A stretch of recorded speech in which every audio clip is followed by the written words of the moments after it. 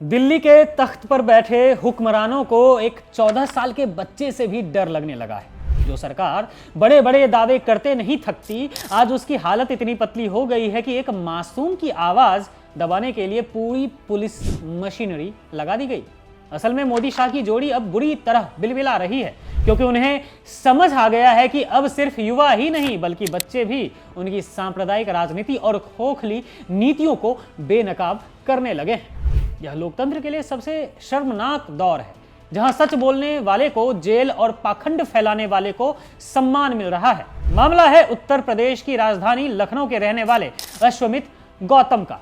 Social media पर आपने इस 14 साल के लड़के को जरूर देखा होगा, जो अपनी तीखी बातों से सत्ता के ढोंग की बखिया उधेड़ देता है। 11 जनवरी 2026 की उस तारीख को नोट कर लीजिए, जब इस बच्चे की आवाज को दबाने के लिए कानून का दुरुपयोग किया गया। अश्वमित ने एक वीडियो के जरिए सरकार की सांप्रदायिक राजनीति पर प्रहार किया था, जिससे बौखलाकर एक दक्षिणपंथी संगठन ने धारा 295 के तहत शिकायत दर्ज करा दी। हद तो तब हो गई जब 12 जनवरी 2026 को पुलिस ने इस नाबालिग बच्चे को उसके लखनऊ स्थित घर से धारा 151 के तहत बिना वारंट के ही उठा लिया।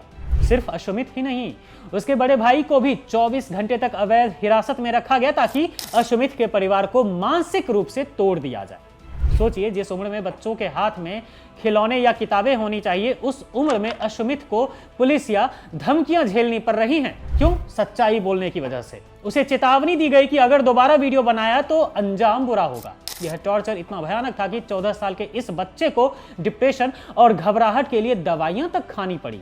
लेकिन सरकार को इससे क्या फर्क पड़ता है?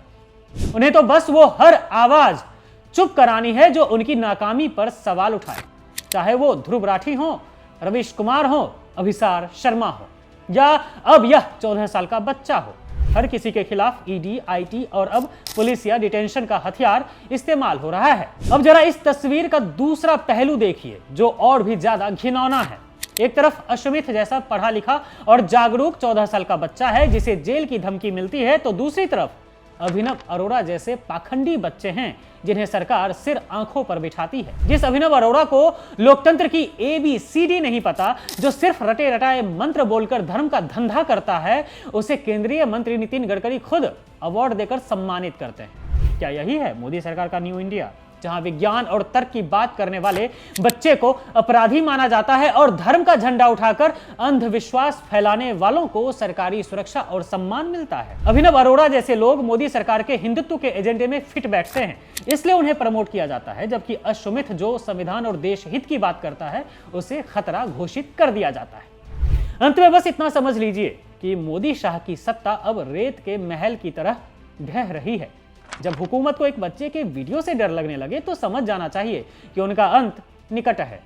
ये लोग पत्रकारों को खरीद सकते हैं, चैनल खरीद सकते हैं, लेकिन सच बोलने वाले जज्बे को नहीं खरीद सकते। आज देश की जनता को तय करना होगा कि उन्हें अश्वमित जैसा जागरूक युवा चाहिए या सरकारी संरक्षण में पलने वाला ये अभिनव अरोड़ा जैसा पाखंडी बाबा।